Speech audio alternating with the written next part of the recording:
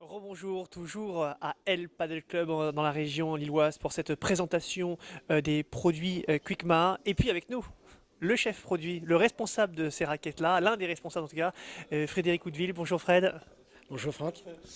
Alors justement, on aimerait en savoir un peu plus sur ces raquettes. Elles ont été pensées comment? Et puis on essaiera de revenir également sur ces raquettes un peu plus tard.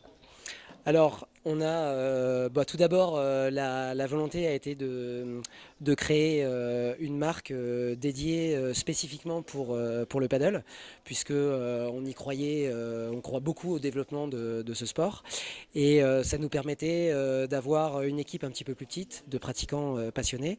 Ça permet aussi d'aller plus vite, de prendre des décisions. Donc du coup, on a souhaité commencer par la raquette, parce que pour nous, c'est la nature de produit la plus emblématique de la panoplie du joueur de paddle. Et on a souhaité aussi commencer par la panoplie expert, pour deux raisons. D'une part, c'est là où on avait le plus de demandes par rapport à l'offre qu'on avait aujourd'hui en magasin. Et aussi, c'est vrai que ça nous permet d'attaquer cette nouvelle aventure avec une image plus technique. Alors, je peux enchaîner sur les raquettes. Voilà. Donc, du coup, la gamme de raquettes qu'on a développée. Il y a 6 raquettes au Voilà, total. exactement. Donc on a 6 couleurs au total, mais il y a 4 modèles de raquettes. Donc c'est assez simple. On a une forme ronde, une forme diamant, et on a deux niveaux de rigidité avec soft et hard. Donc du coup ça nous donne 4 modèles. Voilà. Alors, vous verrez hein, avec cette vidéo, juste au-dessus, vous avez déjà un lien avec des descriptifs de ces produits.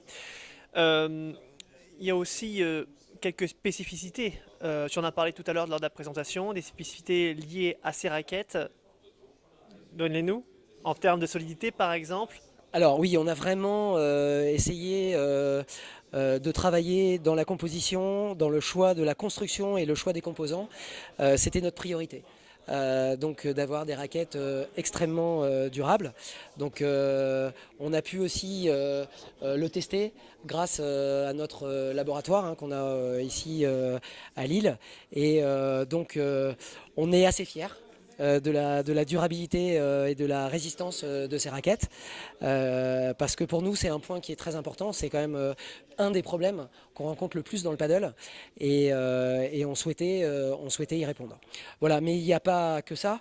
On souhaitait aussi avoir la meilleure raquette possible en usage parce que c'est avant tout c'est ça le plus important et c'est pour ça qu'on a aussi choisi les composants les plus performants pour la construire. Fred, tout à l'heure tu es revenu quand même bien largement sur justement la solidité des raquettes, même si j'ai cru comprendre que tu n'allais pas donner les secrets les bijoux de famille, en tout cas les petits secrets, mais est-ce qu'on peut dire qu'il y a eu peut-être des nouveaux matériaux utilisés des nouveaux matériaux? Qu'est-ce qui a fait que ce genre de raquettes font qu'elles sont censées, on verra évidemment par la suite, mais qu'elles sont censées être plus solides que des raquettes classiques?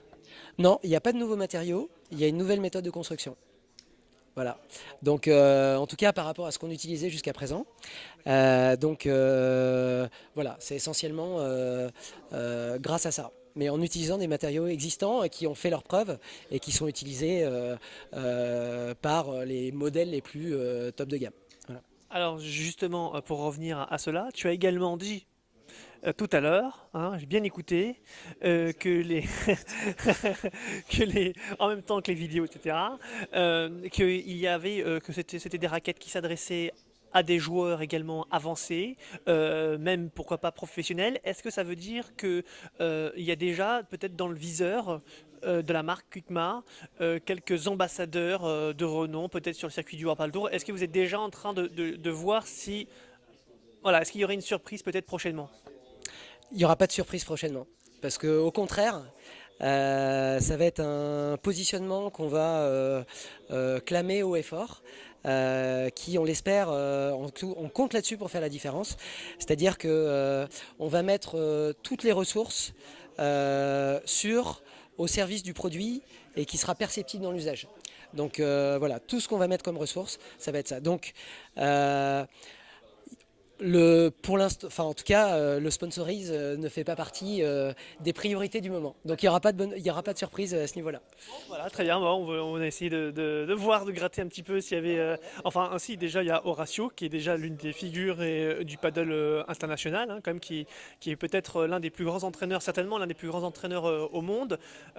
Justement, la relation que vous avez avec lui, on t'a entendu tout à l'heure parler d'Horacio avec beaucoup de sympathie, hein. Euh, comment cette relation s'est construite? Alors, Horatio, la collaboration qu'on a, c'est le beau mot, sympathique, pour nous, il fait partie de l'équipe. Horatio, en fait, son rôle, c'est de nous aider dans le développement des produits. Donc c'est ça qui est intéressant, c'est qu'on a pu réaliser beaucoup de tests avec lui et avec objectif du coup de sortir la meilleure gamme possible. Voilà, donc ça c'était ce qui nous manquait aujourd'hui, cette expertise, pouvoir sentir vraiment les choses dans le détail et il nous a beaucoup apporté.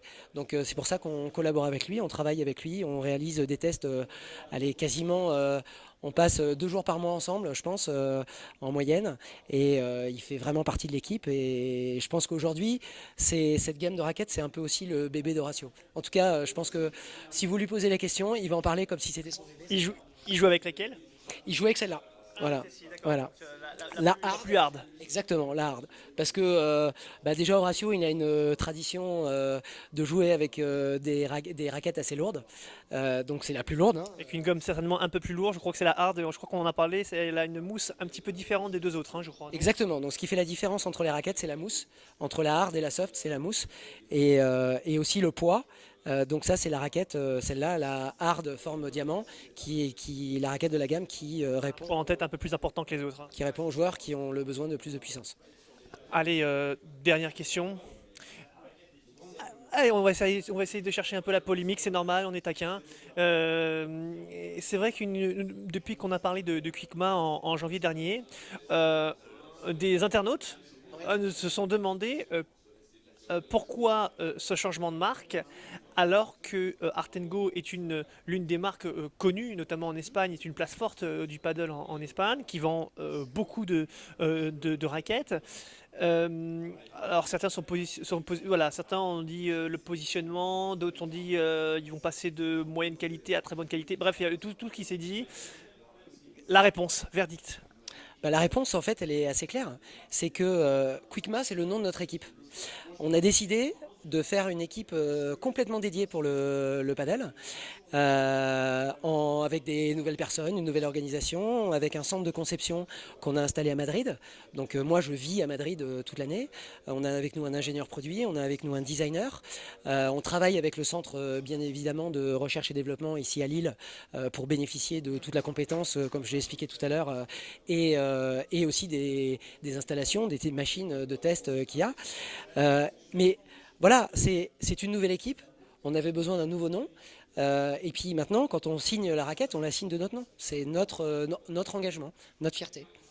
Est-ce que justement on pourrait dire, en tout cas c'est comme ça que peut-être faussement, je l'ai peut-être vécu, j'ai l'impression que Quickma s'orientait vers plus sur le haut de gamme alors que Artengo était peut-être considéré comme des raquettes moyenne gamme qui faisaient que les gens confirmés ou au-delà n'allaient pas vers Artengo. Et là, Quickma, clairement, c'est pour montrer que bah, là aussi ça les intéresse. Ah bah ça aussi, ça je suis complètement d'accord. C'était sur l'expert, sur les joueurs de haut niveau où on avait le plus de besoins. Donc on a décidé de vraiment attaquer ce marché et changer de marque. C'est clair que ça nous permet aussi de partir avec une copie un peu blanche et pour l'image, attaquer avec l'expert nous apporte une image plus technique. Les raquettes Artengo, on est d'accord, c'est terminé. Ou il va y en avoir encore sur la partie, on va dire, des raquettes à 35 ou 40 euros. Sur le padel? Oui. Ah oui, parce que sur le tennis, Non, bien sûr, oui, oui, alors sur le padel, c'est terminé. Maintenant, c'est juste le rythme de transformation. Donc on est encore une petite équipe. Donc renouveler tous les modèles en même temps, c'est pas possible. Surtout qu'on s'est vraiment dit que quand on arrivait avec la marque Wicma, on arrivait avec un produit où on avait capitalisé sur tous les retours pour qu'on améliorait. C'est un nouveau produit. On ne voulait pas juste changer la couleur, le logo, etc. Donc ça va nous demander du temps. Dans 2 ans, il n'y aura dans l'offre que des produits Quickma. Voilà. donc on est sur une période de transition entre là on va avoir du Quickma et du Art Go et à terme dans les 2 ans l'objectif c'est qu'il n'y ait que du Quickma.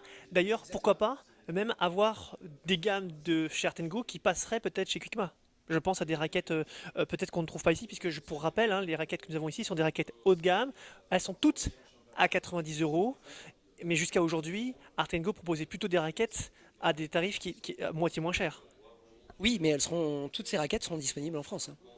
Ah, donc on les trouvera en France. Mais sous la marque. Quickma. C'est-à-dire que on va avoir une transition certes, mais ça veut dire que le matériel aujourd'hui que nous connaissons chez Art Go va petit à petit passer du côté de chez Quickma. C'est-à-dire que Quickma va élargir à terme sa gamme. Aujourd'hui, Non, sa on va gamme. remplacer. C'est-à-dire qu'aujourd'hui, on remplace la gamme Expert Art Go par Quickma. L'année prochaine, on va remplacer la gamme confirmée.